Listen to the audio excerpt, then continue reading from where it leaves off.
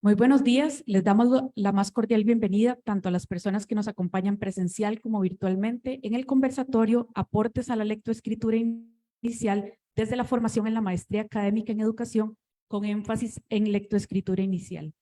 Actividad organizada por el Instituto de Investigaciones en Educación INIE de la Universidad de Costa Rica en conjunto con la Red para la Lectoescritura Inicial de Centroamérica y el Caribe, Red Ley, en la cual el INIE forma parte.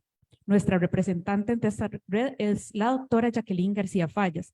Y como invitada especial tenemos el día de hoy a la doctora María Raquel Montenegro Muñoz, secretaria ejecutiva de la Red Ley.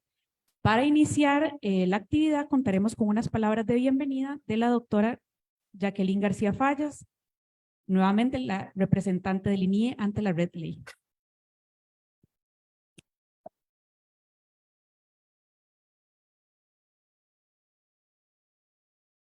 Muy buenos días para todas las personas que nos acompañan, ya sea aquí en el auditorio, pero también de modo virtual. Realmente esta es una actividad académica de mucha trascendencia para nuestro país, por razones muy significativas. En primer lugar, porque tenemos la participación de las 3 estudiantes egresadas de la maestría en educación con énfasis en lectoescritura inicial, que justamente nace en el contexto de la red Ley y un proceso realmente quijotesco para nuestras 2 universidades, la Universidad del Valle de Guatemala y la Universidad de Costa Rica. Pero finalmente se logró, ¿verdad? Tuvimos nuestra primera cohorte de estudiantes, un proceso interuniversitario, regional, en un tema de la mayor trascendencia.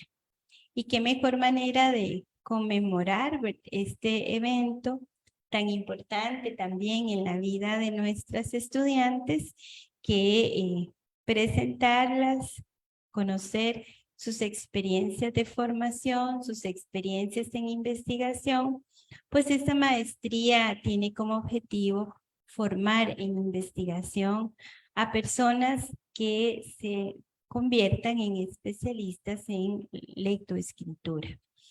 Creemos que escucharlas a ellas, conocer sus experiencias, realmente no solo es significativo por el esfuerzo que las 2 universidades hemos realizado, por la inversión que hicieron cada una de ellas, inversión en este caso de su vida personal, profesional, familiar, ¿verdad? Que todo entra en juego en la formación de posgrado, pero sí también una invitación para quienes estén interesados en cursar esta maestría.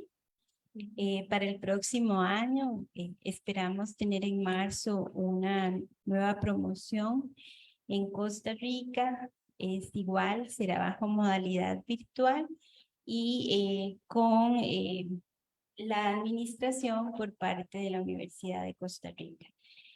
Esperamos que en este llamado tengamos personas interesadas en ser parte de esta nueva promoción, pues el tema de la lectoescritura inicial sigue siendo de gran relevancia para nuestros países y en particular porque sabemos que la posibilidad de leer y escribir transforma la vida de personas de todas las edades, pero en este caso en particular pensamos en las oportunidades que se abren para nuestros niños y niñas en la región.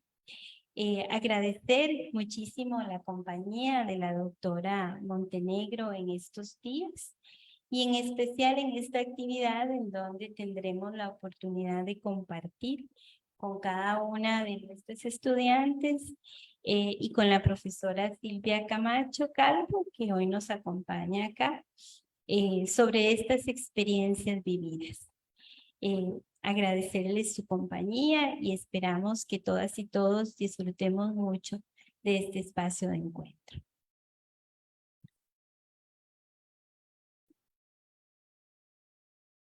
Agradecemos a la señora Jacqueline por sus palabras. A continuación, invitamos a la señora doctora María Raquel Montenegro, secretaria de la Red Ley, a compartirnos un mensaje de bienvenida.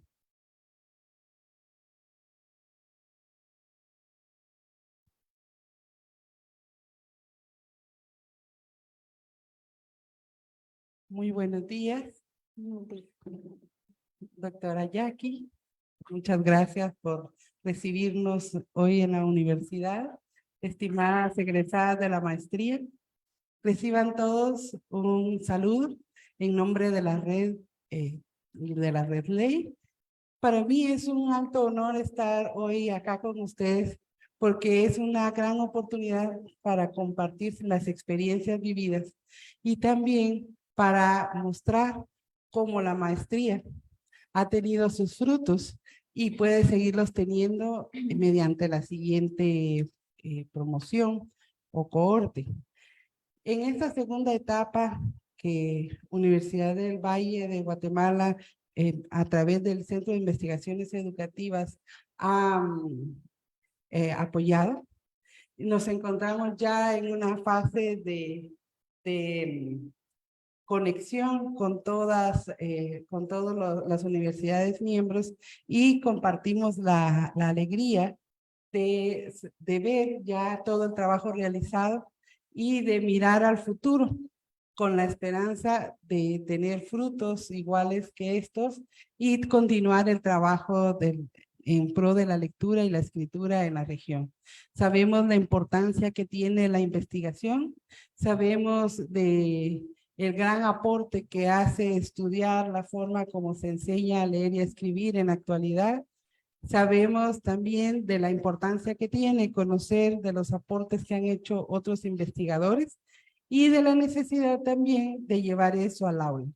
Llevar eso al aula a través de la formación de los docentes y de proveer de materiales, recursos e informes de investigación que puedan hacer que los estudiantes cada vez lean mejor. Así que reciban todos un saludo de la Red Ley y mi agradecimiento por recibirme también. Muchas gracias.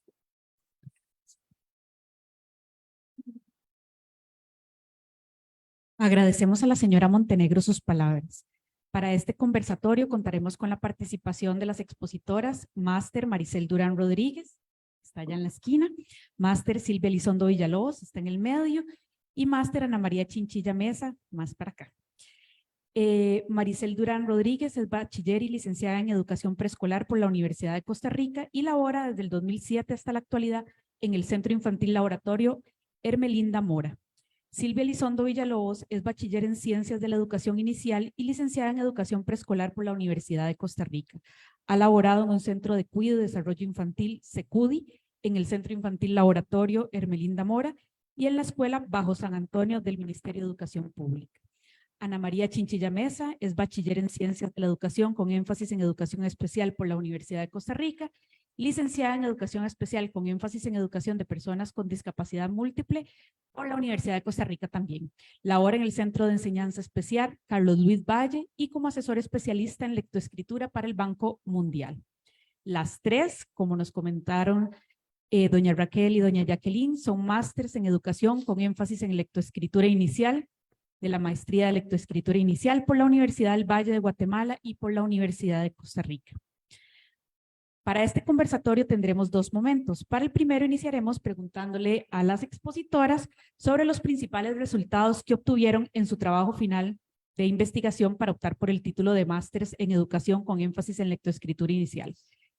Entonces, si nos pueden contar primero cuál fue su tema, el propósito, la motivación, cómo hicieron la investigación, con quiénes y los principales resultados y conclusiones.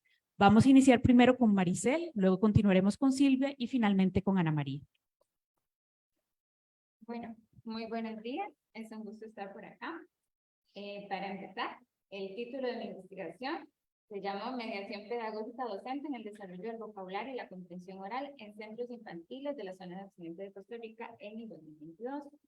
El objetivo de esta investigación fue analizar la mediación pedagógica en el desarrollo del vocabulario y la comprensión oral en los centros infantiles de la zona de occidente de Costa Rica por medio del reconocimiento de experiencias vivenciadas por docentes que laboran en diferentes ofertas de atención. Para ponerles un poquitito en contexto, mi investigación se desarrolló en la zona de Occidente, específicamente en los cantones de San Ramón y de Palmares, que de ahí fueron las instituciones que yo tomé en cuenta. La investigación fue de carácter cualitativo y la metodología utilizada fue el estudio de casos. Aquí yo trabajé con 3 casos, que los llamé el caso A, el caso B y el caso C. El caso A correspondía a un centro infantil privado. El grupo era de 14 niñas y niños en edades de 3 a 4 años. El caso B era un centro infantil público, un CECUDI, perteneciente a la red de cuidado, y tenía 22 niñas y niños con edades que iban de los 2 a los 4 años. Era el que tenía como las edades más variadas, el rango de edad más variado. El caso C era un centro infantil universitario de la Universidad de Costa Rica, que tenía 8 niñas y niños en edades de 1,5 a 2,5 años. Todos los grupos tenían asistentes en el aula, una asistente en el aula, y en el caso del centro universitario contaba con apoyo de un estudiante de la carrera de educación inicial también. Las participantes en esta investigación fueron las 3 docentes que laboraban con esta niñez de 1 a 4 años de edad. Los instrumentos utilizados fueron una entrevista semiestructurada a cada una de las docentes y 4 observaciones en cada una de las aulas. En cuanto a los resultados obtenidos, en todos los casos se hacía uso de la guía pedagógica del MEP, que está dispuesta para la niñez de 0 a los 4 años de edad, y las docentes manifestaban tener conocimiento de lo que eran las habilidades del vocabulario y la comprensión oral, así como de lo que era la mediación pedagógica, que era lo que se estaba desarrollando en el tema. En el caso A y en el caso C se encontraron grandes coincidencias, que era el centro infantil privado y el centro universitario. En cuanto, bueno, estas coincidencias se puede mencionar que los materiales que tenían en las aulas eran adecuados a las características de los niños y niñas, y había áreas de trabajo, el material estaba dividido por áreas de trabajo. Se daba el favorecimiento de habilidades de lectoescritura en todo momento, como el vocabulario y la comprensión oral, que son las de interés del estudio. En todo momento de la jornada, las docentes trabajaban estas habilidades a través de diferentes intervenciones que hacían. Ambas docentes se habían actualizado por cuenta propia en lo que es la lectoescritura o el desarrollo del lenguaje. Ellas habían buscado cursos aparte de su formación para prepararse y lo manifestaban en su desempeño a la hora de trabajar en el aula, lo manifestaban con los niños y niñas, porque en su mediación había mucho acompañamiento de la niñez, y ellas usaban sus conocimientos como para trabajar estas habilidades con los niños y las niñas en diferentes momentos a través de diálogos o de diferentes intervenciones que hacían. Las asistentes de estas aulas estaban bastante involucradas también con la niñez, intervenían en todo momento y también llevaban a cabo conversaciones, diálogos, y apoyaban a la docente en su trabajo. Sin embargo, me llamó mucho la atención que en el caso A, que era el centro privado, no había un espacio de literatura disponible para la niñez. Contrario al caso C, que sí presentaba un espacio más bien muy óptimo para los niños y las niñas, un espacio donde había variedad de material literario, libros para desarrollar vocabulario, libros de cuentos, libros más didácticos, y estaban accesibles a los niños. Era un espacio acogedor que era muy aprovechado en realidad en el aula. En el caso B, lamentablemente había una gran escasez de materiales. Este es el centro infantil público perteneciente a la red de cuidados. Se encontró mucha escasez de materiales, y lo que había más que todo eran como juguetes, algunos de ellos incluso en mal estado. No había división por áreas de trabajo, por lo que había mucho desinterés de los niños y las niñas, incluso por usar cualquier material. Entonces, ellos tendían incluso a divagar por el espacio, en lugar de usar cualquier cosa del aula. No se aprovechaba lo poco que había tampoco para desarrollar habilidades como el vocabulario y la comprensión oral. Se permitía que los niños jugaran en el espacio o anduvieran por ahí sin intervención. La mediación se veía como algo que se limitaba a los momentos planeados, a la actividad de encuentro grupal que hacía la docente, y nada más en ese momento se mediaba, pero en el resto del tiempo los niños jugaban, andaban por ahí, no había como esa intervención de parte de la docente. Faltaba más protagonismo de la niñez en el desarrollo de sus aprendizajes. La asistente se involucraba muy poco, prácticamente no intervenía con los niños y las niñas, se dedicaba a hacer otras actividades del aula. Tampoco había un espacio de literatura para los niños y las niñas. De vez en cuando se les leía algún libro, pero era como siempre el mismo y no estaba accesible a ellos tampoco. Este fue el centro infantil también, que cabe recordar, tenía más infantes y con mayor rango de edad. Y aparte de esto, había poco apoyo de la persona asistente.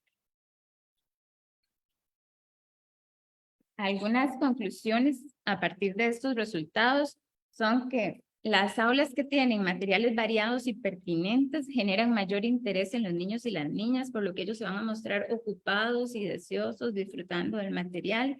En cambio, en las aulas donde había escasez, en el aula donde había escasez, había mucho desinterés de parte de los niños de estar ahí, de hacer uso de los materiales que se presentaban. Los materiales que se pueden usar para desarrollar vocabulario y comprensión oral son bastante variados, pero sí requieren de una intencionalidad educativa de parte de la persona docente, que desarrolle diálogos, conversaciones, que lleve al niño más allá a conocer palabras nuevas de vocabulario y a desarrollar diferentes habilidades de lectoescritura. Los espacios de literatura en el aula que se pudo ver son bastante ricos para lo que es el desarrollo del vocabulario y la comprensión oral, son muy favorecedores, ayudan a desarrollar conversaciones y a llevar al niño a adquirir nuevas palabras, etc. La actualización de las docentes más su interés genera que la labor pedagógica sea de mayor calidad y que su hablar coincida con su actuar, que no solo sea que estaba en la teoría, sino que la lleven a la práctica.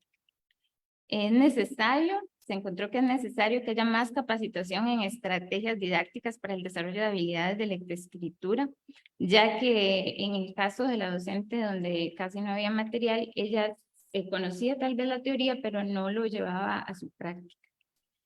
Es ideal también que desde la formación universitaria ojalá se den los cursos de lectoescritura emergente para las docentes, para que desde allí se lleve esa formación y se pueda reflejada en la mayor parte de aulas de nuestro país. También tenemos que, yo hice como un análisis de la guía pedagógica y pude encontrar que hay carencias en lectoescritura. Casi no se toman en cuenta las habilidades de lectoescritura emergente, no se pueden ver su importancia ni saber cuáles son ni cómo desarrollarlas con la niñez. Deberían estar como más específicas ahí para que le demos la importancia que requieren. El rol de las docentes como mediadoras del ambiente es fundamental, que exista un diálogo entre la docente y lo que hay en el aula para que ese material responda a las necesidades y a los intereses de la niñez. El apoyo también que ofrecen las asistentes en el aula es básico para que la docente pueda hacer intervenciones de mayor calidad.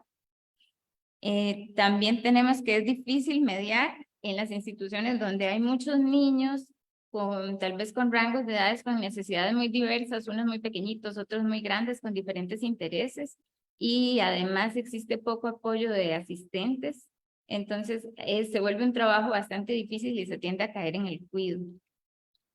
Las mediaciones de mayor calidad se dieron en los lugares donde había menos niños y mayor apoyo, así como más materiales. Y también, lamentablemente, se pudo encontrar que se siguen reproduciendo estos patrones donde los niños que tienen tal vez menos condiciones de vulnerabilidad, pueden recibir una educación de mayor calidad y aquellos niños que tienen condiciones más desfavorecidas reciben una educación tal vez de menor calidad. Esto es algo que todavía tenemos que mejorar. Muchas gracias.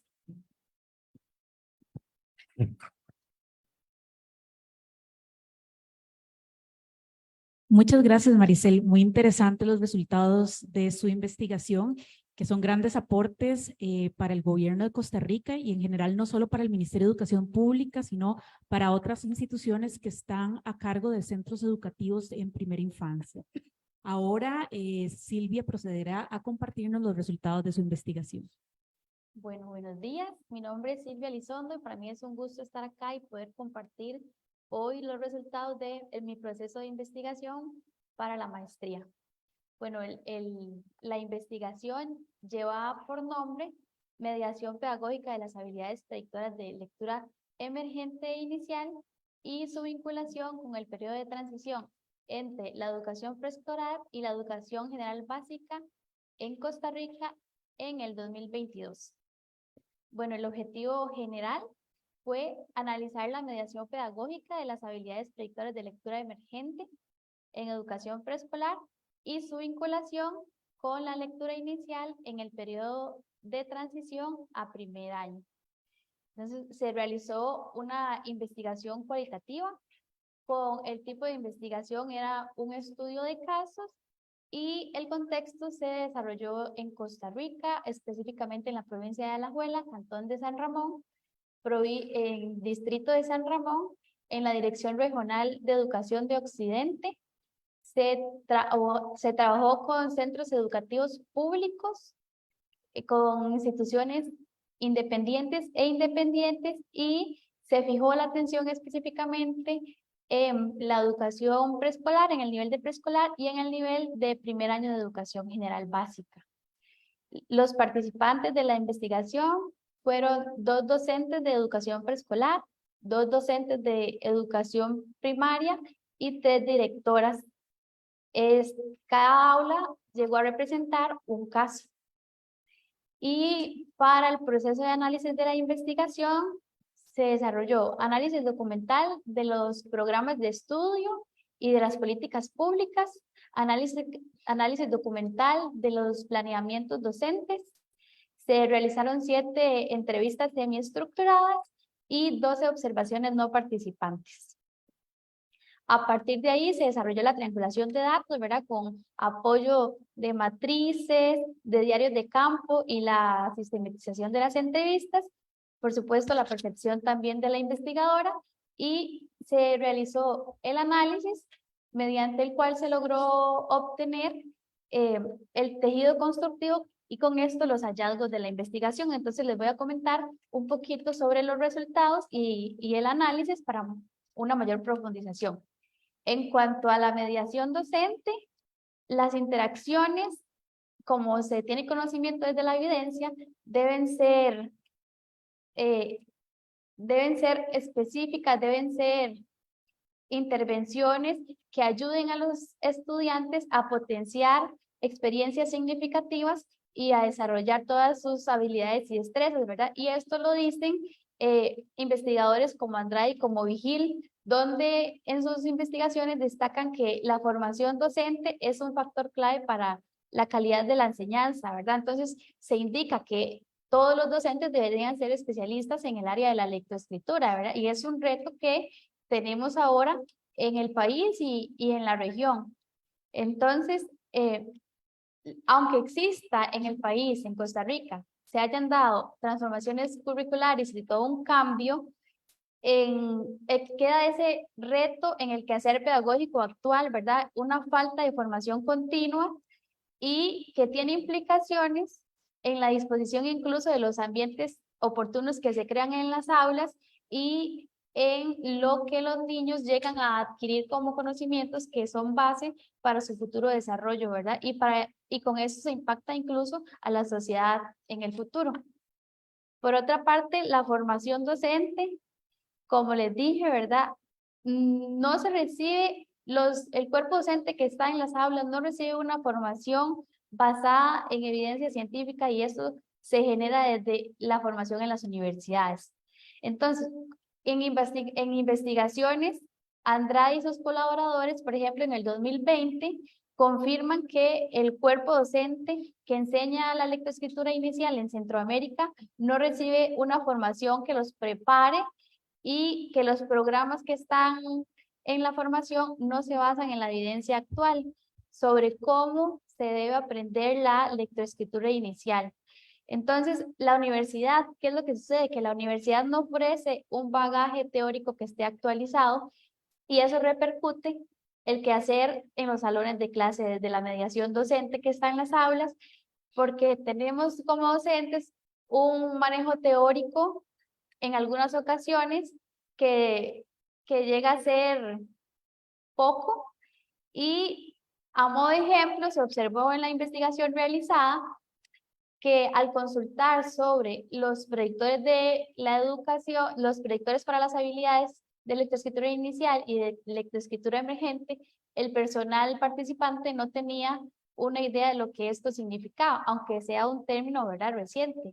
Por otra parte, se ejemplifica al consultarle sobre conciencia fonológica y evidenciar que no tenían claridad entre lo que significaba conciencia fonológica y principio alfabético. Se daba confusión entre estos términos y entre los niveles de lo que es la conciencia fonológica. Igual, al consultar sobre la lectoescritura emergente y la lectoescritura inicial, se desarrollaba también confusión entre estos aspectos, ¿verdad? Entonces es responsabilidad al fin y al cabo también de las casas formadoras apoyar y hacer cambios desde los programas, desde las mallas curriculares para mejorar esta situación que se viene dando. Existen también, se reflejó en la investigación, vacíos en la formación en lo que respecta desde la teoría en la lectoescritura emergente y la lectoescritura inicial como conocimiento por parte del cuerpo docente. Esto implica que el desarrollo o la implementación de los programas no se dé de forma fiel. Entonces, aunque en los programas sí se presenta estas habilidades para ser desarrolladas, al cuerpo docente no tener claridad teórica, no lo aplica en las aulas. Por otra parte, lo que dice el programa, en el caso de educación preescolar, el programa sí muestra dentro de sus contenidos el proceso de articulación de preescolar a primer año.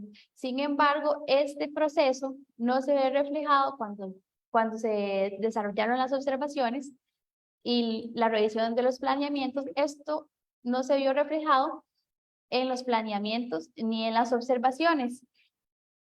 ¿Por qué? Porque esta importante etapa de desarrollo del proceso de transición queda relegado hasta el último trimestre del año. No se le da desde el cuerpo docente la importancia que merece y no se trabaja como un proceso continuo, sino que hasta la última etapa. Tal vez cuando ya quizá es un poco tarde. Ahora, haciendo referencia un poco a la organización de los sistemas educativos del sistema educativo costarricense, ¿verdad? Y la clasificación de las instituciones con las que se trabajó, centros educativos dependientes e independientes, en ambas instituciones se logró evidenciar que sí se realiza coordinaciones para desarrollar el proceso de transición de preescolar a primer año. Por ejemplo, se hacen reuniones entre el cuerpo docente de un nivel y de otro al finalizar el año, y también se realizan como eventos con los niños, como visitas o actividades en las aulas, como un proceso de cierre para los de preescolar, ¿verdad? Para que conozcan también lo que va a hacer la escuela. Pero es ese proceso de articulación, como se denomina en el MEP, queda a un nivel socioemocional. Entonces, la parte del trabajo de lo que son las habilidades predictoras emergentes y las habilidades predictoras para la lectoescritura inicial no se desarrolla como parte de la transición. Digamos, no existe como ese proceso sistematizado y coordinado entre una institución y otra en este tema específico. Y esto entonces representa un gran reto y un peligro para la población estudiantil. Entonces, queda como reto un proceso coordinado y sistemático en este sentido. También desde otro apartado de la investigación en el proceso de análisis respecto a las habilidades predictoras de lectura emergente inicial que se llevaron en las que se basó la investigación, el concepto de lectoescritura emergente e inicial, específicamente en la parte de la lectoescritura emergente, se da un encasillamiento de este concepto a lo que es la formación preescolar formal.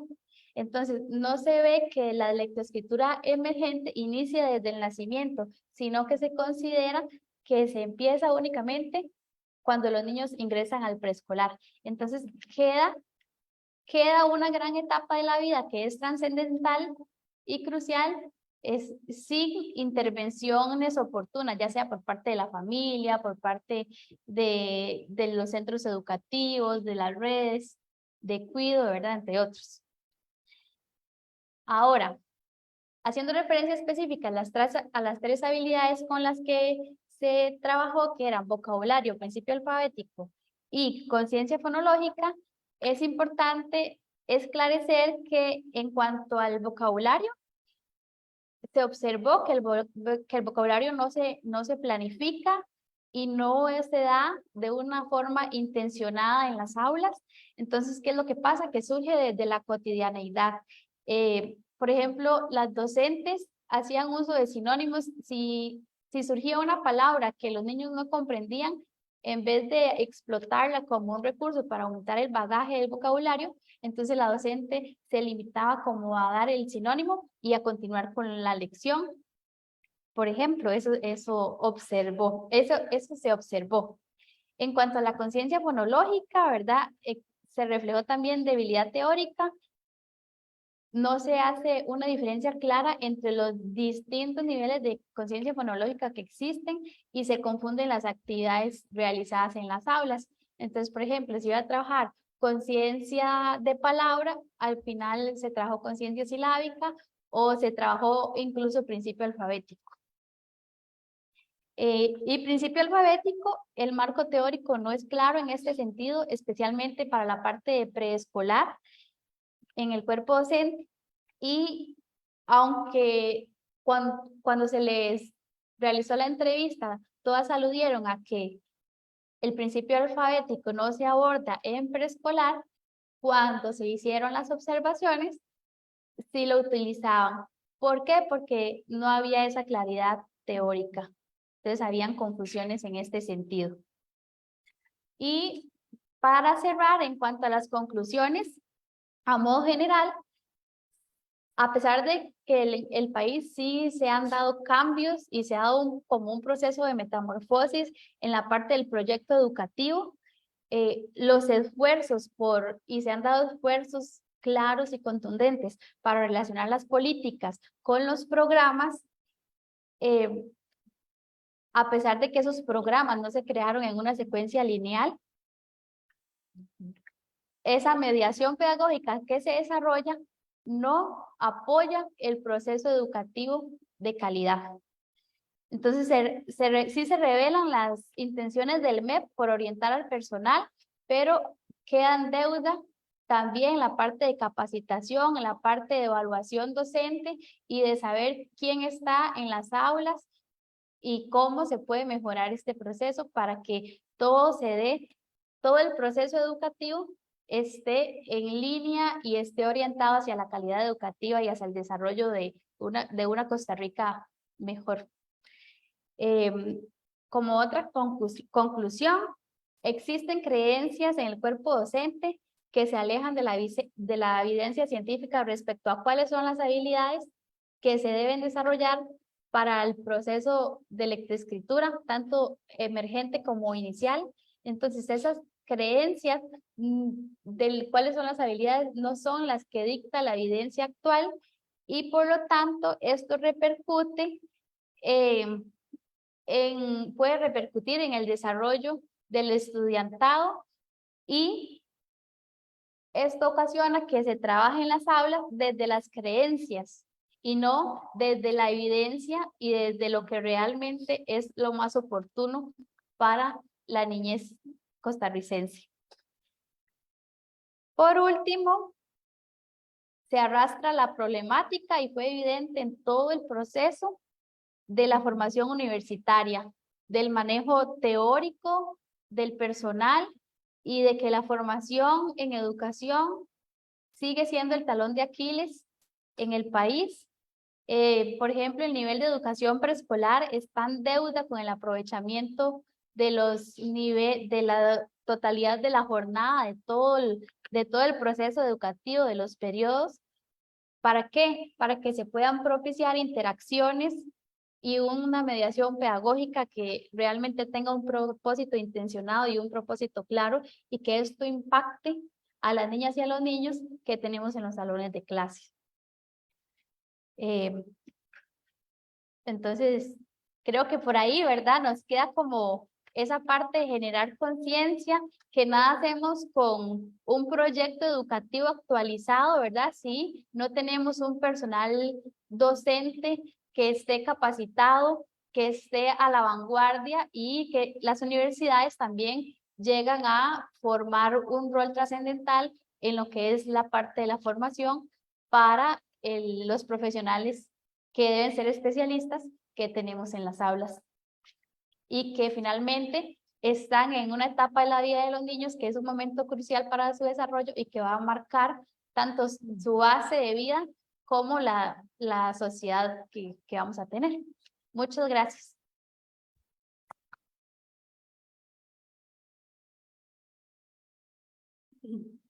Muchísimas gracias, Silvia. Estoy segura que los resultados de su investigación son aportes muy importantes para el Ministerio de Educación Pública, para el Consejo Superior de Educación. Además, quiero recalcar que su tema de investigación ha estado en debate crítico durante bastantes años ya en Costa Rica, y estoy segurísima que estos aportes son fundamentales para este diálogo, ¿verdad? Y para conocer y para mejorar ese camino que tenemos que seguir para que las niñas y los niños mejoren sus niveles de lectoescritura. A continuación tendremos la presentación y lo que nos va a compartir Ana María. Buenos días, un gusto estar por acá. Muchas gracias a Jacqueline por invitarnos, y tenemos el privilegio de tener a doña Raquel acá con nosotros y poder compartir nuestra experiencia en esta investigación. Yo realicé un estudio desde la mirada de la inclusión. Soy educadora de educación especial desde hace más de 16 años. He trabajado en diferentes servicios de apoyo educativo desde diferentes especialidades, y he visto todo el cambio de los programas de estudio, he visto programas específicos para diferentes condiciones de discapacidad, y realmente nos queda como el sinsabor de saber si esos programas están implementándose o no.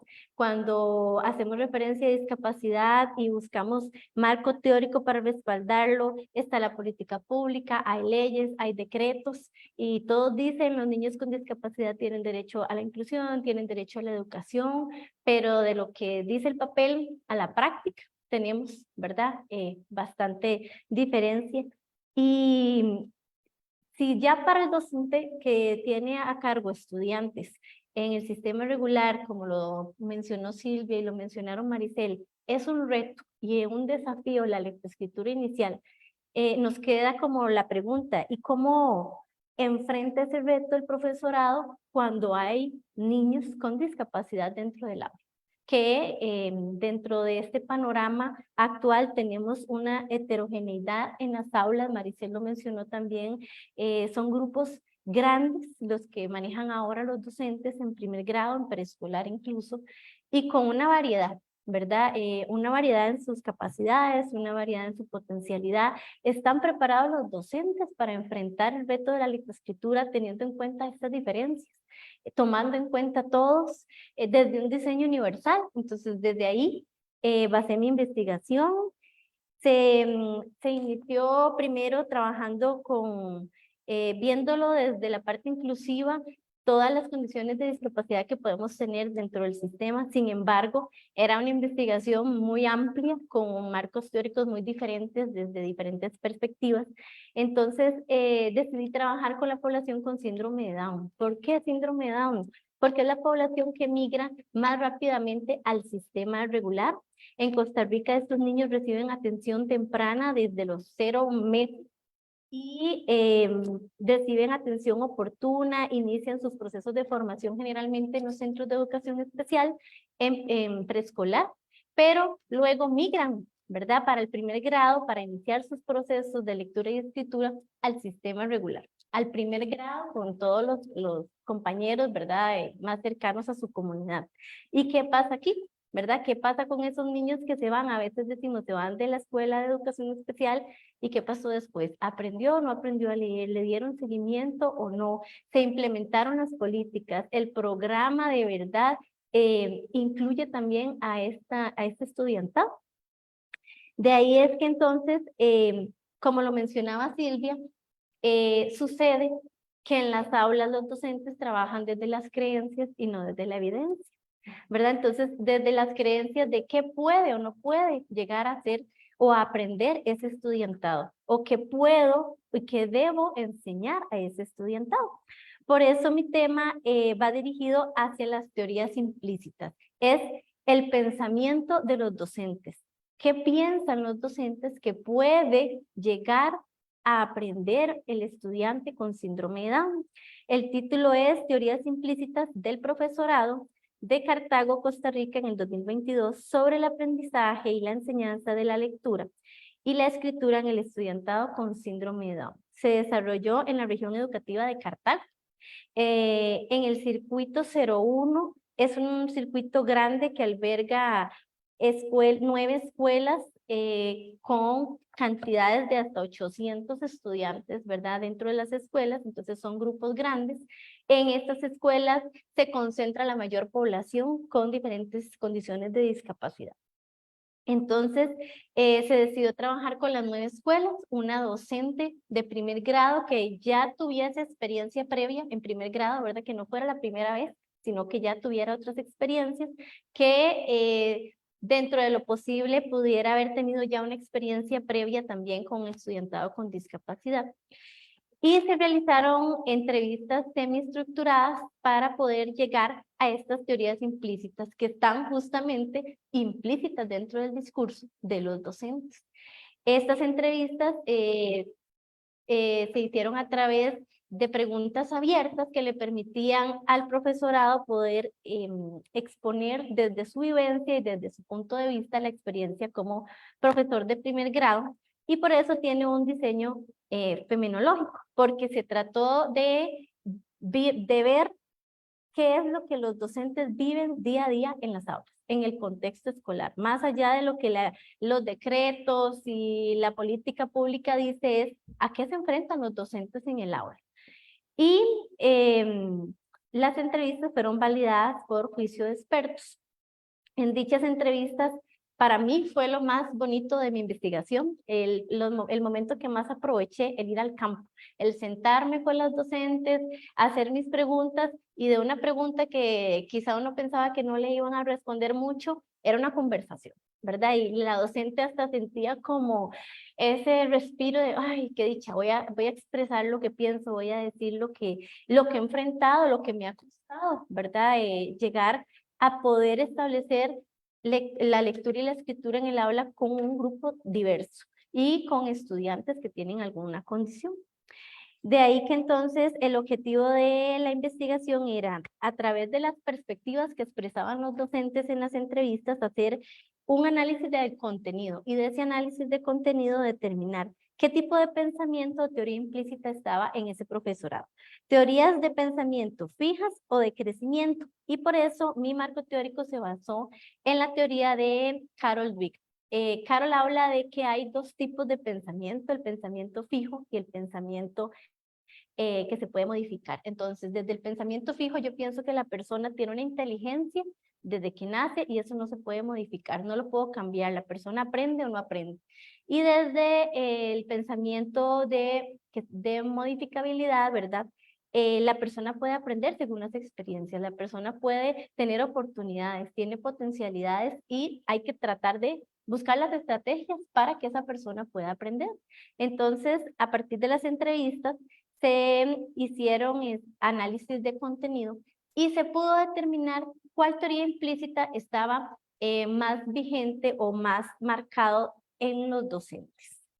De ahí que se dieron 2 dimensiones, 2 grandes dimensiones que se habían establecido a priori antes de la investigación, de empezar el trabajo de campo, y de esas 2 grandes categorías emergió una tercera. ¿Cuáles son estas categorías o estas grandes dimensiones?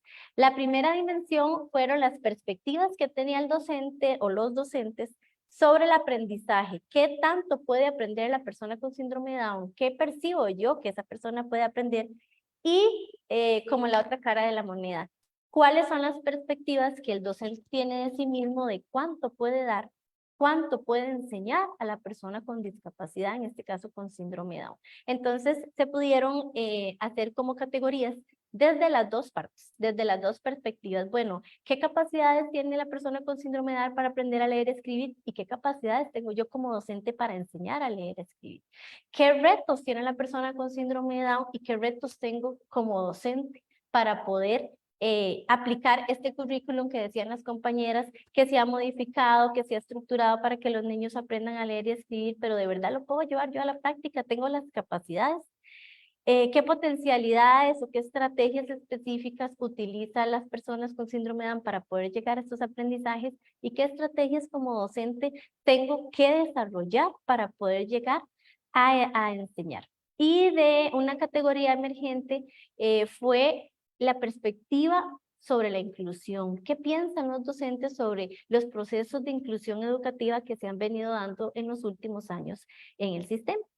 De la primera dimensión de perspectiva sobre el aprendizaje se determinó que los docentes consideran que la persona con síndrome de Down tiene la capacidad para poder aprender, la mayoría piensan que tiene esa capacidad de modificar, ¿verdad? Según la potencialidad, pero conversaban también sobre diferentes retos. Por ejemplo, la parte conductual, en cómo manejar a la persona con síndrome de Down dentro de un grupo de 30 estudiantes, sin un asistente, sin recurso didáctico, como decía Maricela ahora, las aulas que tenemos en educación pública generalmente no cuentan con material didáctico.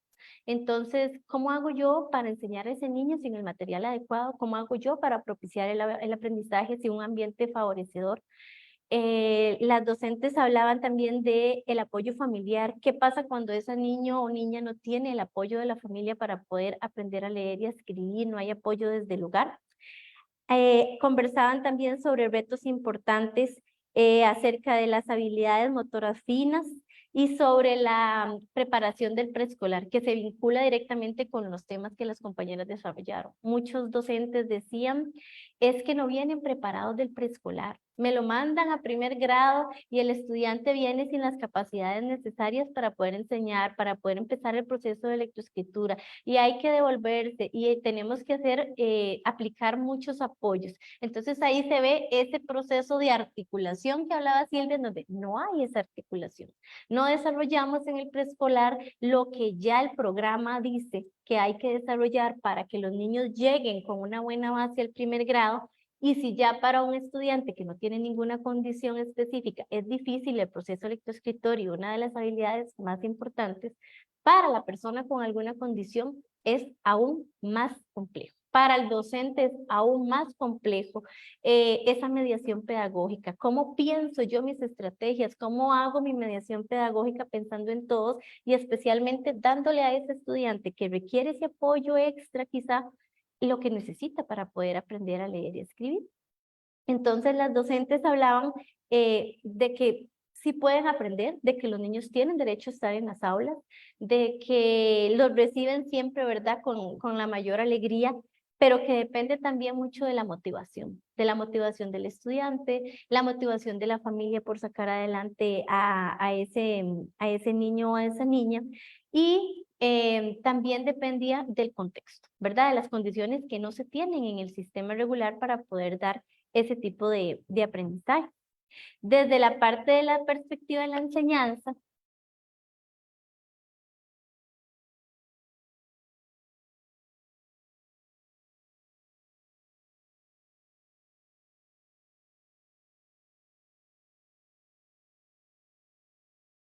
¿cómo no se sienten preparados para enfrentar el proceso? Porque desde las universidades tienen carencias y debilidades. Si ya para enseñar a leer y a escribir tienen estas carencias, para trabajar con la población con alguna condición de discapacidad, aún más, ¿verdad?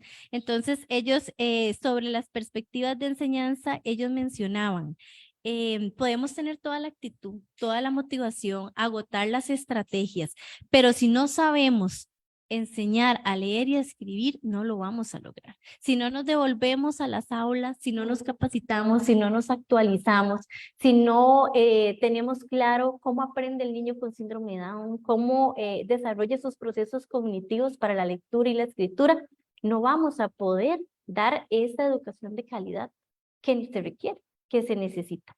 Entonces, de los principales hallazgos, las docentes comentaban que el sistema de apoyo desde la educación especial que implementa el Ministerio de Educación Pública ha sido una gran ayuda. Los docentes que tienen dentro de su aula o de su escuela una docente de apoyo en problemas de aprendizaje, una docente de apoyo en discapacidad cognitiva, una docente de apoyo desde el área de problemas emocionales. ¿Por qué? Porque se puede abordar desde la parte interdisciplinar, ¿verdad? Se puede trabajar con el niño la parte conductual si esa es la limitación más importante que tiene en el aula, se puede estimular desde la parte de aprendizaje el niño con diferentes estrategias y esa docente de apoyo desde educación especial justamente modela a la docente regular que está en el salón de clases cómo es que tiene que ser su mediación tomando en cuenta a ese estudiante, pero lamentablemente no todas las escuelas tienen un servicio de apoyo desde la educación especial. Estas escuelas con las que yo hice la investigación son escuelas grandes y tienen esa ventaja. Y ellos decían, es como lo mejor que tenemos. En el momento en que usted ingresa primero y desde el inicio recibe el grupo y usted se da cuenta que tiene un niño con síndrome de Down, porque es muy evidente, usted va y le toca la puerta a la profesora de problemas de aprendizaje, va y le toca la puerta a la docente de educación especial, porque usted desde ahí siente susto, siente miedo. Usted dice, ¿cómo voy a enfrentar yo el proceso con este estudiante? Y las que no lo tienen, ¿qué pasa con aquellas profesoras que no tienen una docente de apoyo o que tienen una docente de apoyo que va cada 15 días, visita la escuela, o cada semana, una vez a la semana, o las que del todo, como en las escuelas rurales, no tienen ningún apoyo? Entonces hablaban de que se pueden sentir muy preparados, muy capacitados, muy actualizados, pero que es indispensable maximiizar este apoyo desde el Ministerio de Educación Pública. La creación de códigos desde educación especial en todas las escuelas, ¿verdad? Porque en todas las escuelas tenemos chicos con alguna condición de discapacidad asociada. Y desde la perspectiva de la inclusión educativa, que fue la categoría emergente, las docentes comentaban en sus perspectivas que definitivamente la formación es crucial para la inclusión educativa. No es solo decir en el papel, vamos a incluir a todos, todos van para el sistema regular, todos pueden, todos, pero si no hay formación desde las universidades para enfrentar este reto, no se logra. Hablan del apoyo familiar como parte fundamental para la inclusión educativa, no solo familiar, sino desde los contextos comunitarios, las redes de apoyo que se puedan generar desde las comunidades para apoyar a este estudiantado, y principalmente consideran que para poder lograr el proceso de lectura y escritura con la población con discapacidad y con síndrome de Down, se requiere un trabajo colaborativo interdisciplinario, en donde varios especialistas, conocedores, puedan colaborar entre sí para poder llegar a los objetivos de aprendizaje. Después de analizar todas las entrevistas, entonces se llegó a la conclusión de que la mayoría de las docentes participantes tenían una mentalidad de crecimiento, en donde consideraban que las cualidades se pueden cultivar, que gracias al esfuerzo del docente y de la familia y del mismo estudiante se pueden promover aprendizajes significativos para la vida en las personas con síndrome de Down. La experiencia juega un papel muy importante también dentro de este pensamiento de crecimiento. Entre más experiencia tenga un docente, y ellos decían, entre más niños tengamos en las aulas y que nos enfrentemos a los retos y que tengamos que pensar cómo hacer con ese estudiante o con ese estudiante, ahí es donde va creciendo nuestro pensamiento también de que se puede modificar la inteligencia, que se puede modificar, que las limitaciones pueden abarcarse y pueden superarse. Y también hablan de la motivación, ¿verdad? La motivación para poder enseñar a leer y a escribir, que sea para nosotros en la meta todos los días desde nuestras aulas, no verlo como un contenido más, hoy vi vocabulario, como decía la compañera, y como salió por allá una palabra, entonces voy a explicarles qué es un sinónimo, no, sino que sea algo de todos los días, de que la lectura y la escritura esté presente todos los días en el contexto educativo. Y finalmente, prevalece entonces las teorías implícitas de crecimiento. Esto es un gran hallazgo. ¿Por qué? Porque nos permite tener esperanza, ¿verdad? Tener esperanza de que la inclusión se puede llegar a dar tal cual la pensamos o la ideamos, porque hay actitud de los docentes, porque hay ganas de aprender, porque hay aspectos favorecedores dentro del contexto educativo que permiten que se puedan desarrollar esos procesos y que hay deseos de los docentes de superarse, ¿verdad? Y de capacitarse, de actualizarse. Todas decían, es que si a mí me dicen, hay un curso en la universidad, vaya, hay cursos de formación continua y trabajan desde la parte de conocimiento de las diferentes condiciones de discapacidad, muchos quisiéramos ir, dice, pero las universidades no dan estas oportunidades, ¿verdad? Por lo menos la UCR tiene su escuela de formación continua, pero no todas las universidades lo tienen, no todas las personas tienen acceso tal vez a la universidad y necesitan entonces abrirse esos espacios. Entonces, a manera de conclusiones, lo más importante dentro de la investigación fue poder ver cómo las barreras a nivel de contexto, a nivel socioemocional, constituyen un desafío importante para la lectoescritura en la población con discapacidad y con síndrome de Down, cómo la carencia en la formación desde las universidades, como lo expresaban las compañeras, limita totalmente la oferta educativa que podamos dar al estudiantado.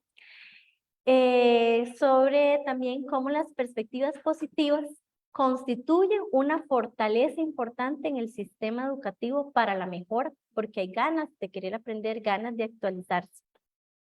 Y también cómo podemos ver desde los docentes participantes que el esfuerzo, la motivación y la búsqueda de estrategias son metas todos los días, ¿verdad? A alcanzar para poder dar una oferta de calidad.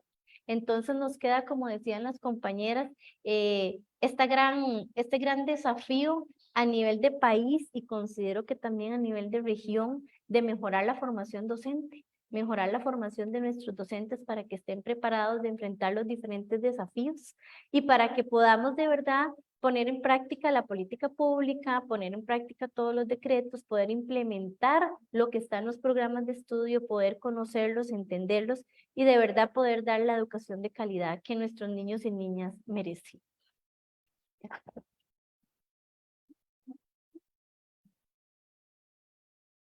Gracias, María. Estoy segura que los resultados de su investigación son muy beneficiosos para el país, pero además dejan al descubierto la necesidad de seguir investigando en este tema y de seguir ahondando y generar evidencia científica para tomar decisiones de cómo le damos un mejor lugar en el aula a estas chicas y chicos. Antes de continuar con el segundo momento, quiero decir que a Silvia, Ana María y a Maricel las conocí el primer día de esta maestría y verlas hoy aquí profesionales, ¿verdad? Con una investigación de calidad presentándola me pone muy orgullosa.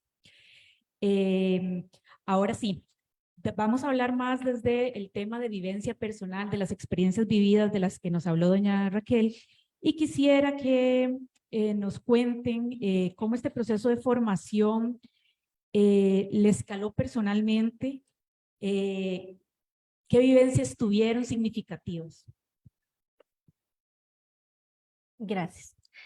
Decirle, Silvia, también aprovechar el momento que yo creo que hablo por todos los participantes de la corte. Tuvimos el apoyo de Silvia desde el día 1, desde el primer semestre en la maestría y ha sido como un bastón, ¿verdad? Importantísimo para cada uno de nosotros. Estuvo ahí en todo momento para atendernos hasta en las madrugadas. se desveló por nosotros, de las profesoras que estuvo ahí siempre para atendernos, para evacuar dudas, para ayudarnos, hasta para darnos contención cuando queríamos así como tirar la toalla porque el proceso es difícil. Y estas investigaciones también, en algún momento lo dijo doña Rocío, de la Universidad del Valle, llevan como firma su apellido, ¿verdad? Todas las investigaciones llevan el apellido Camacho porque usted estuvo en cada una de ellas y gracias a usted estamos hoy aquí. Así que muchas gracias. Definitivamente una experiencia muy enriquecedora tanto a nivel profesional como personal. La maestría tuvo de todo, altos y bajos. Uno dice, ay, son 2 años, fueron 2 años, pero eso fue como una montaña rusa, ¿verdad? Porque como les digo, tuvimos momentos muy felices, porque estábamos aprendiendo mucho, pero ya después muy tristes, porque ya no podíamos, queríamos como botar todo, porque era mucha la carga académica y tenemos nuestras situaciones también personales, como Jackie lo dijo anteriormente, es un proceso duro. Sin embargo, creo que logramos hacer un grupo muy lindo. Y esta visión interdisciplinaria, intercultural que tuvo la maestría, creo que fue lo más importante, porque pudimos ver la realidad de nuestros países desde la vivencia de cada uno. Yo puedo leer mucho del Salvador, puedo leer todos los informes que hay de Guatemala, puedo leer todos los libros de la doctora Montenegro, pero yo no me doy cuenta de cuál es la realidad de los docentes. Y en la maestría tuvimos esa gran posibilidad porque tuvimos expertos desde los que trabajaban en el ministerio, en los ministerios de educación, compañeros que trabajaban desde las universidades, hasta los que trabajaban en el campo como docentes de aula. Entonces conocimos las realidades de diferentes ángulos, desde diferentes perspectivas. Y entonces pudimos, ese rompecabezas que tal vez uno tenía sobre la realidad de nuestra región, amalgamar todas esas piezas y poder tener una visión completa de cómo está la región, los desafíos que tenemos como región, pero también valorar lo que hemos hecho acá en Costa Rica. A veces pensamos que, ay, es que se implementó para allá un programa, pero de muy baja incidencia, ¿verdad? Es en una escuelita y a veces desvalorizamos eso que alguna compañera quiso implementar o innovar, una iniciativa, y creo que valorar todas las pequeñas iniciativas para mejorar la lectura y la escritura son bastante importantes, porque esa iniciativa que alguien empezó puede tener apoyo y puede convertirse en una red importante para poder generar evidencia, para poder generar mayor incidencia. Entonces considero que a nivel personal la mayor experiencia fue poder compartir con mis compañeros, con todos y cada uno de ellos, sus experiencias, sus propias frustraciones, ¿verdad? Como país, de saber que tienen sus retos, sus limitaciones, y el apoyo que nos pudimos dar unos a otros para poder llegar hoy acá. Bueno, yo, al igual que Ana María, considero, ¿verdad?, que fue una experiencia de mucho crecimiento a nivel personal, pero también a nivel profesional. Como dijo Ana también, destaco en gran medida la parte de que la maestría fuera interdisciplinaria y que fuera intercultural, ¿verdad? Porque eso nos abrió camino a grandes conocimientos, nos llevó incluso a nosotras como representantes de Costa Rica, que teníamos esa gran responsabilidad, ¿verdad? Representamos nuestro país, bueno, y qué vamos a aportar, ¿verdad? Y qué vamos a aprender también de los otros países. Creo que tomamos de ellos, de sus experiencias, de lo que han hecho las otras partes de la región para la lectoescritura. Nosotros tomamos grandes conocimientos y es un reto también que nos queda aportar, seguir aportando desde esta área, como desde nuestro metro cuadrado, como dijeron los compañeros y las compañeras, ¿verdad? Para poder avanzar en este tema. Y es una gran motivación también, fue una gran motivación poder contar con un gran equipo de trabajo, con experiencias profesionales de todos y con apoyo, porque realmente, como dice Ana, uno lo sentía. lo sentía y creo que más que compañeros de clase, llegamos a conocernos y casi que lo más esperado del año, de los 2 años de la maestría fue conocernos al final de ver los logros ya de cada uno. Bueno, en mi caso también, admito que fue algo bastante difícil, como decía Ana, en algunos momentos uno de verdad sentía que estaba estudiando su familia y todo, se sentía motivada a la vez por ellos, porque en mi caso siempre me apoyaron, pero yo sentía a veces, me sentía una mala mujer incluso, porque tengo un niño, y yo decía, lo estoy dejando para hacer esto, pero fue muy motivante al final poder ver el resultado y todo lo que logré, y mi hijo vivió conmigo, lo llevé a mi graduación. Entonces, es muy motivante para mí, muy satisfactorio ver que al final, a pesar de todos los retos, se pudo lograr.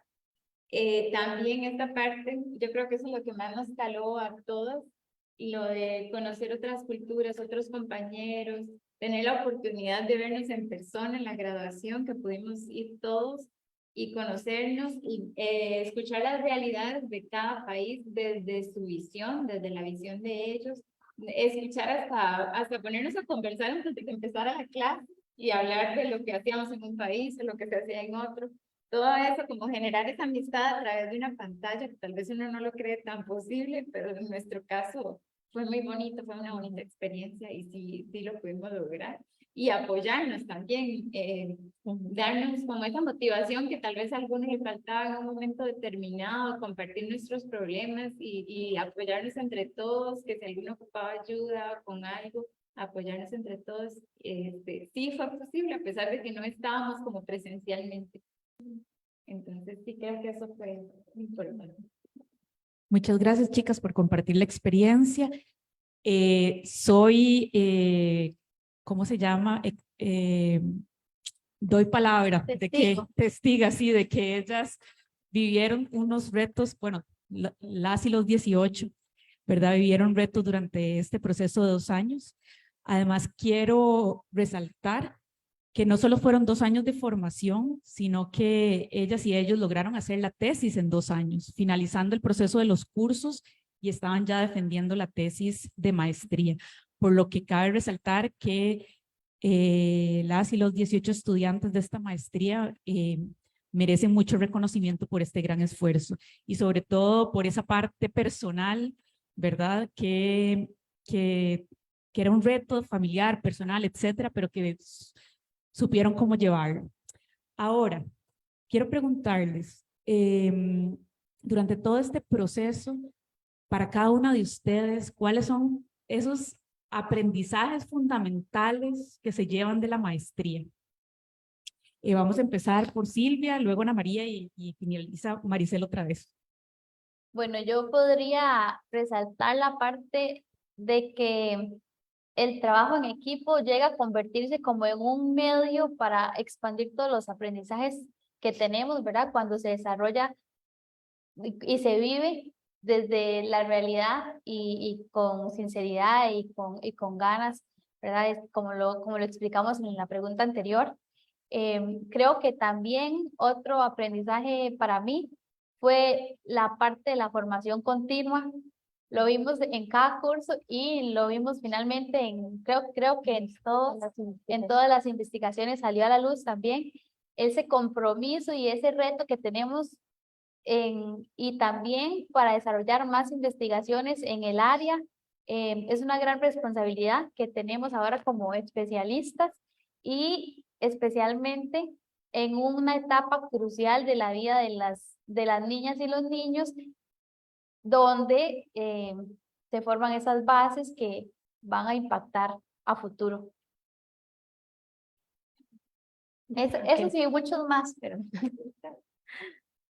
Bueno, a nivel personal, creo que algo que aprendí fue, como dice Silvia, el trabajo en equipo. Nosotras tres conformamos un equipo muy bonito. Yo no las conocía a las compañeras hasta la maestría y creo que llegamos a un punto en donde nos empezamos a conocer tanto que ya lográbamos identificar las cualidades, las habilidades que tenía cada una, así como las limitaciones. Entonces, eso nos permitió formar un equipo que nos llevó hasta acá, ¿verdad? De decir, bueno, en tal proyecto, Silvia hace tal cosa y se encarga porque tiene más habilidades en esta área, Maricel del otro, y entonces fuimos haciendo un equipo colaborativo entre nosotras tres como país, que nos permitió salir adelante en todas las tareas y todo lo que demandaba la maestría. Entonces creo que creer en uno mismo, ¿verdad? Que a veces uno piensa que no tiene habilidades para algo y poder uno descubrir que tiene más habilidades de las que piensa y que los mismos compañeros están ahí para recalcarlo. No, usted sabe hacer muy bien esto, hágalo usted. Lo que decía Silvia, confiamos en usted. Eh, yo en ocasiones decía, bueno, ya el trabajo X está terminado, léalo y revíselo. No, no, no, confiamos en usted, todo está súper bien. Entonces, esa confianza de que el trabajo se hace bien porque no solo depende de mi calificación o mi nota, sino que es un esfuerzo en conjunto y que yo tengo esa responsabilidad también. Entonces, creo que esa confianza que generamos en el trabajo de cada una y el respeto mutuo por el trabajo del otro fue algo muy importante.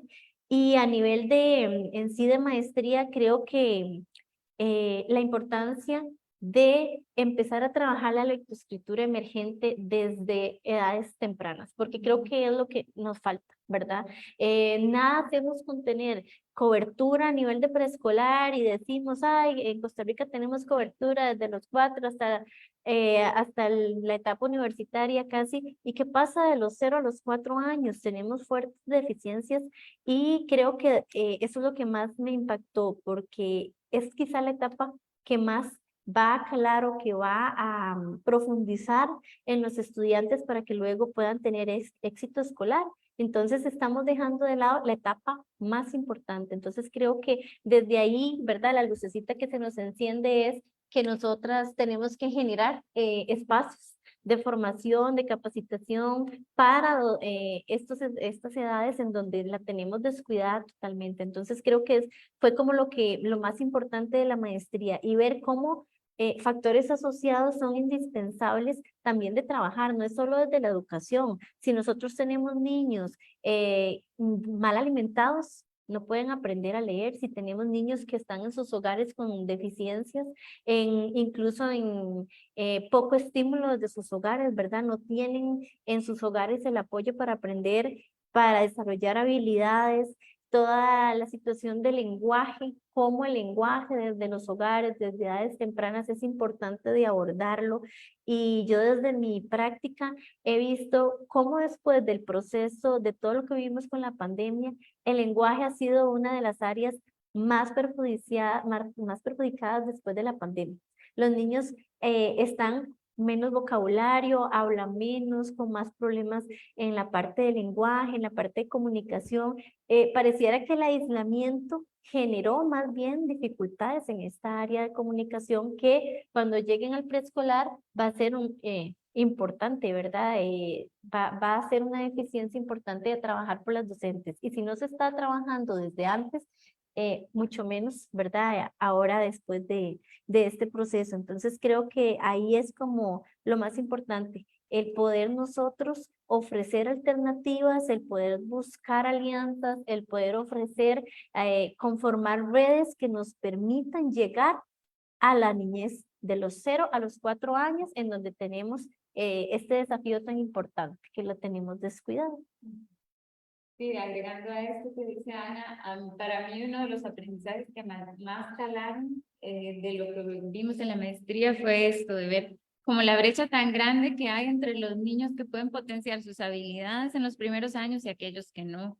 Entonces, como saber esa responsabilidad que tenemos como docentes de educación infantil, que podemos potenciar estas habilidades, porque tal vez yo en algún momento me dejé llevar por los mismos mitos que hay en preescolar, de que nosotros no tenemos ninguna responsabilidad en el proceso de lectoescritura. Y tal vez uno mismo llegaba a creer esto, de que solo algunos niños tienen como estas habilidades, pero no nos sentíamos como parte de ese proceso y de que se pueden potenciar estas habilidades desde los primeros años en todos los niños por igual, que más bien es necesario, que es una necesidad a nivel de país que ellos lleguen con estas habilidades ya preparadas, ya formadas a la etapa de la lectoescritura formal. Entonces, eso, como descubrir eso, que yo puedo hacer algo por esta niñez y que es más bien responsabilidad de las docentes de preescolar, trabajar desde esta etapa es algo como muy importante que me impactó bastante y que creo que es un gran aprendizaje que obtuve de la maestría. Muchísimas gracias. Ahora, para terminar, le voy a hacer la última pregunta. ¿Cuáles recomendaciones le darían a la maestría para mejorarla? Puede iniciar Maricel. Bueno, tal vez para mejorarla, pensando en mi situación personal, pero creo que no es solo mía porque varios la comentábamos y la sentimos. Cuando empezamos la maestría, en realidad muchos no teníamos idea de cómo iba a proceder la maestría, de cuánto tiempo teníamos que dedicarle, cuántos cursos eran, si eran sincrónicos, si eran asincrónicos.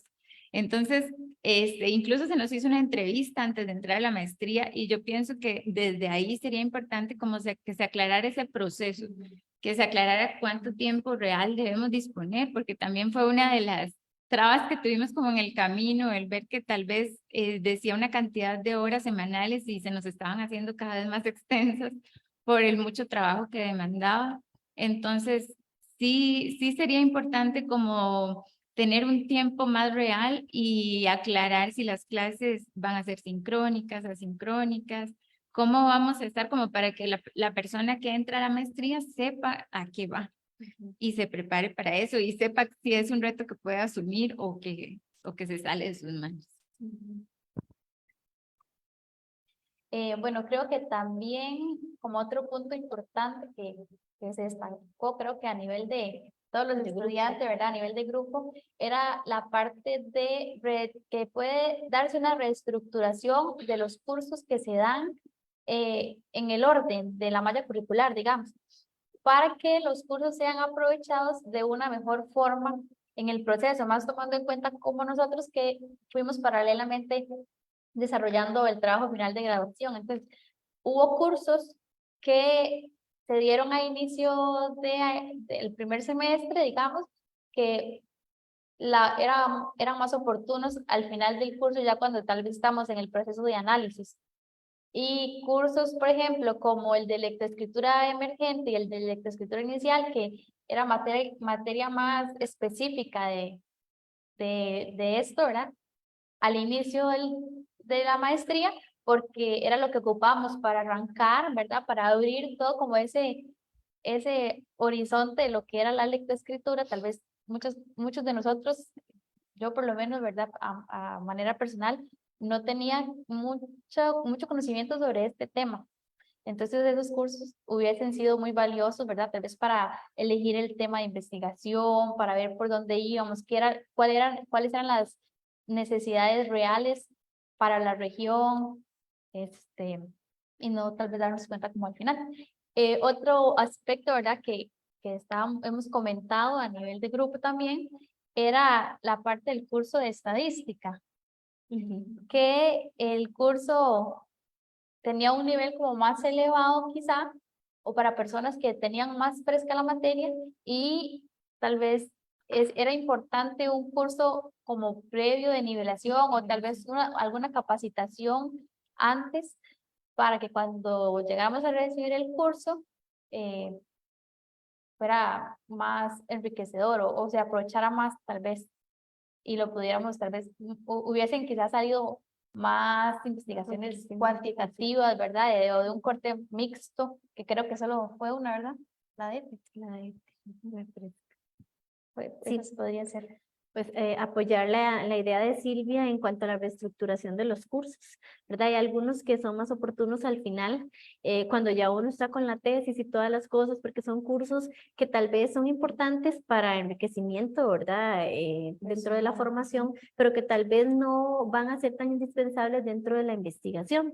Al tener un enfoque de investigación, ¿verdad? Al preparar profesionales para investigar, es necesario que estos cursos estén como al inicio de los módulos que llevamos o de los semestres. Creo que, bueno, fuimos la primera aporte y esto es para aprendizaje, ¿verdad? Ver tanto lo bueno como lo que se puede mejorar.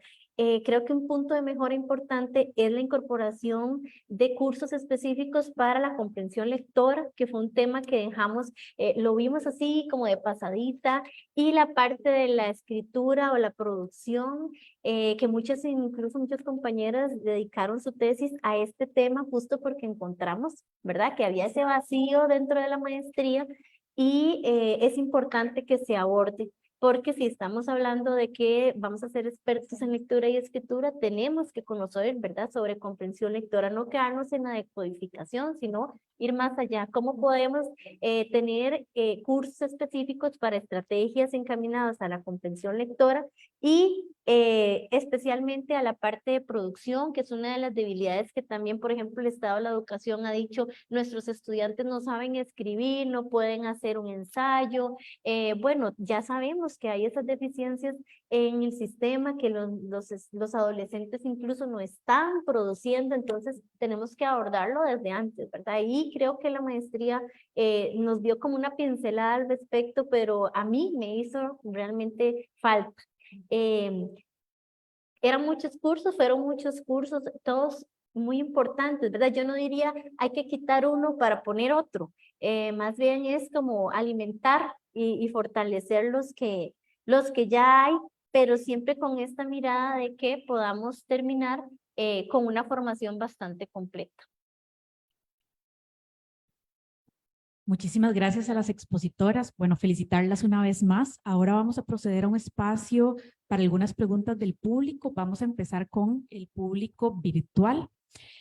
El Betia Cárdenas Leitón las felicita por su aporte a la educación costarricense y nos pregunta, quisiera que nos comentaran a partir de la experiencia generada en el proceso de maestría en términos de referente teórico acerca de la lectura emergente inicial, ¿qué están haciendo en la actualidad en sus espacios áulicos para fortalecer estos procesos con la población que trabaja?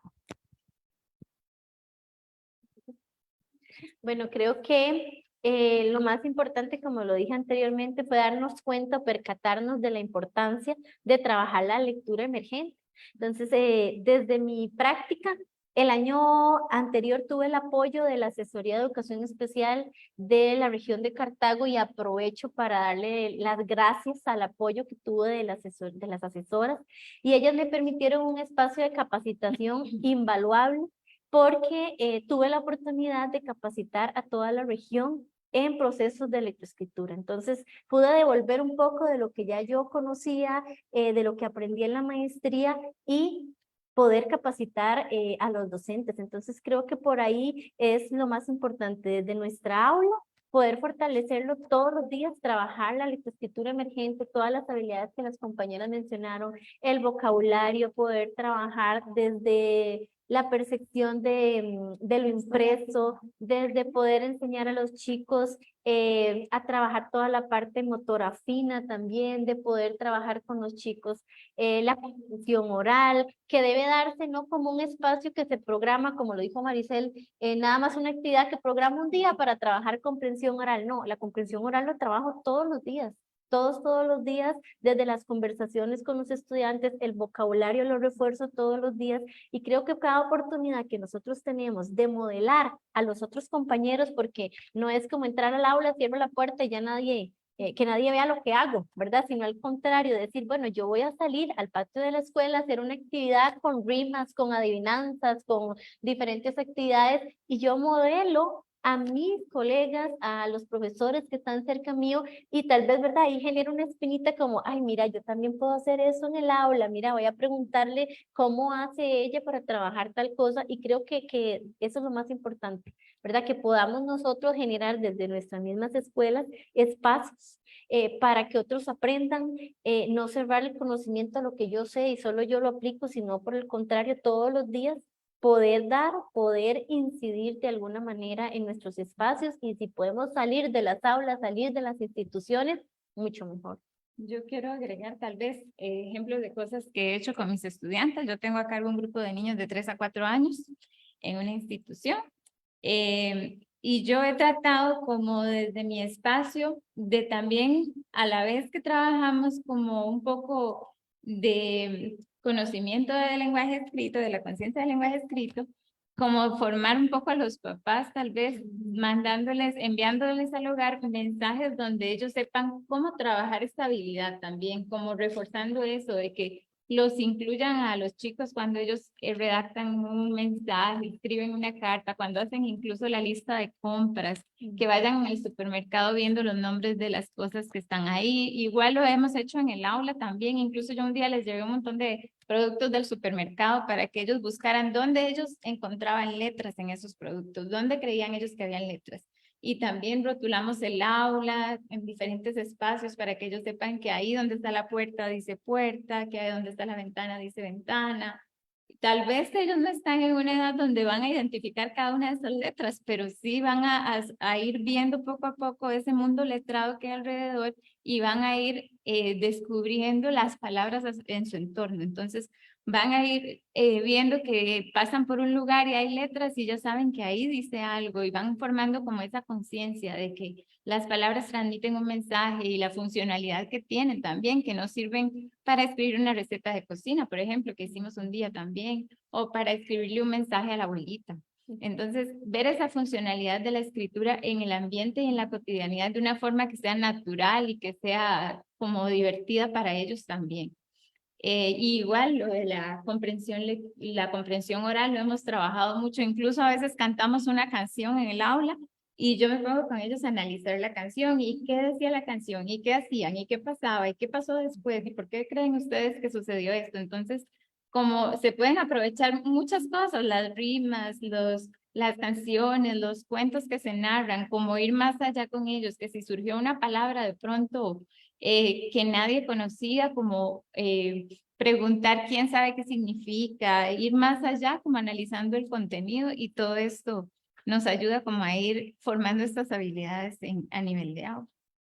Y considero, al igual que Ana y Mari, que todo empieza desde nosotras como docentes ser conscientes, ¿verdad? Y tener claro lo que queremos lograr y hacia dónde tenemos puesta nuestra mirada ahora como especialistas que conocemos los retos, que conocemos las necesidades.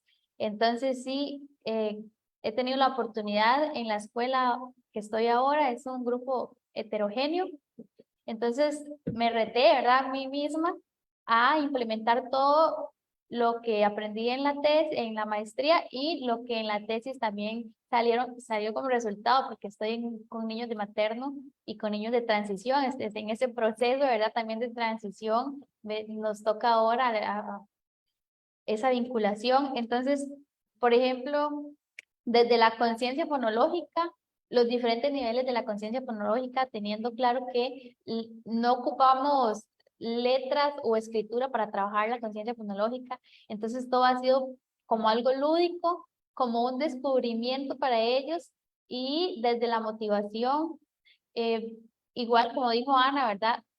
Reforzarlo todos los días para que se vaya haciendo como algo interesante. Entonces, por ejemplo, algo tan simple como cuando pasamos lista, a ver quién vino hoy, quién no vino hoy. Bueno, decimos, uy, bueno, una niña o un niño que su nombre empieza con el sonido A. Y entonces ya, uy, hay dos que empiezan con el sonido A. Ah, y después de la A tiene el sonido Ah, entonces, Alexa. Ajá, muy bien. Ahora, un nombre que dentro de de una niña o un niño que dentro de su nombre tiene la sílaba ti. Dentro del nombre, no está al inicio ni al final, está dentro del nombre. Y entonces entonces al inicio les era un poco más retador, entonces empezamos, bueno, Kevin, ¿tiene ti? No. Ana, ¿tiene ti? No. Valentina, ti, ¿tiene ti? Sí, entonces ya, ¿verdad? A partir de actividades simples como esa, ya podemos hacer esa transformación, ¿verdad? Aparte de, lo trato de implementar en todos los espacios de la jornada, también la parte de vocabulario. Ha sido muy bonito porque de pronto salen con alguna palabra como, vamos a ver, como vientre materno o como, ¿verdad? Ah, y ya, o vamos sigilosamente porque queremos asustar a Mati que trabaja en la cocina. ¿Ves? Entonces, bueno, ¿cómo lo aplicamos? Porque no es solo decirle, bueno, es un sinónimo, esta es la palabra, sino bueno, esta es la palabra, esto significa, y cómo lo podemos aplicar día a día para que se instaure en nuestra red, ¿verdad? Y la veamos como parte de nuestro vocabulario habitual, ¿verdad? Entonces, esos son como ejemplos. También es importante que se comience a trabajar con la familia, como dijo Mari. Entonces no hago yo trabajando con ciencia fonológica si tal vez la familia no puede apoyarme. Entonces en la reunión de padres aproveché, de padres de familia, de las familias, aproveché el espacio para contarles lo que estábamos trabajando y cómo con juegos en la casa ellos podían empezar a apoyarles a los niños y a las niñas en este proceso.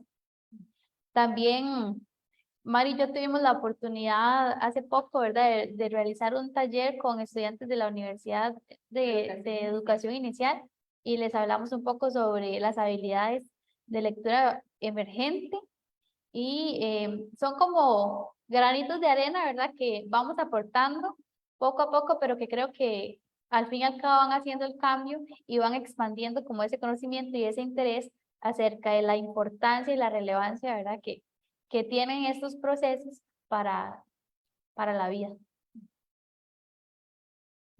Muchísimas gracias. Ahora Brenda Borrallo le saluda desde Guatemala y pregunta, ¿cómo su proceso de formación con la maestría les ayudó a ampliar su visión de aula a una visión nacional para comprender el impacto de su trabajo en el país? Bueno, como decía Ana antes, son pequeños granitos de arena que uno va construyendo, que al inicio tal vez uno los ve muy pequeños, pero yo le he dicho incluso yo he tenido docentes practicantes en el aula y a las chicas que llegan a hacer práctica les digo, cada vez que puedo les explico un poquito de lo que yo sé.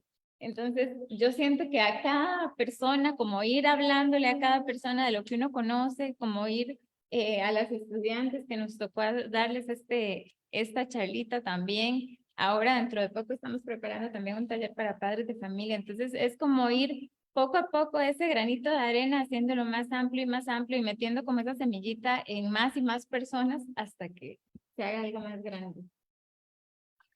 Yo pienso que algo muy importante fue poder conocer las experiencias desde otros países. Por ejemplo, bueno, Brenda es una de las que siempre nos pasaba mandando cosas de que, mira, en tal comunidad se hizo tal proyecto, tal persona tiene esta iniciativa. Y creo que eso fue algo que aprendimos, porque tal vez estábamos tan encerradas en nuestra aula o en nuestra escuela y solo pensábamos como en ese pedacito.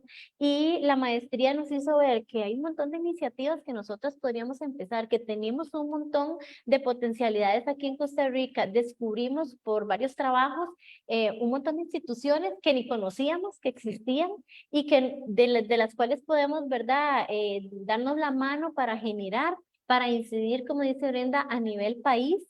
Creo que algo muy importante es poder darnos cuenta de la realidad que teníamos. Tal vez conocemos, decimos, ay, el estado de la educación dice que estamos mal en esto, que estamos mal en el otro, pero queda ahí, ¿verdad? Pero ya de verdad caer en cuenta de cómo están nuestros estudiantes, cuál es el nivel de desempeño que tienen en lectura y escritura, nos nace entonces esa responsabilidad, como decía Maricel, de que tenemos que hacer algo, de que tenemos que hacer algo y que no se quede solo en el aula, sino que vaya más allá y que podamos incidir de manera favorable en el sistema y que quizás si no estuviéramos en la maestría no nos hubiésemos percatado de cómo estamos en realidad, ¿verdad? De cuál es el panorama que tenemos como país y creo que muchas experiencias que desde los otros países se han implementado, las tenemos como en nuestra mente ahí como una cajita guardada de experiencias que queremos ir como implementando y como tratando de poder hacer iniciativas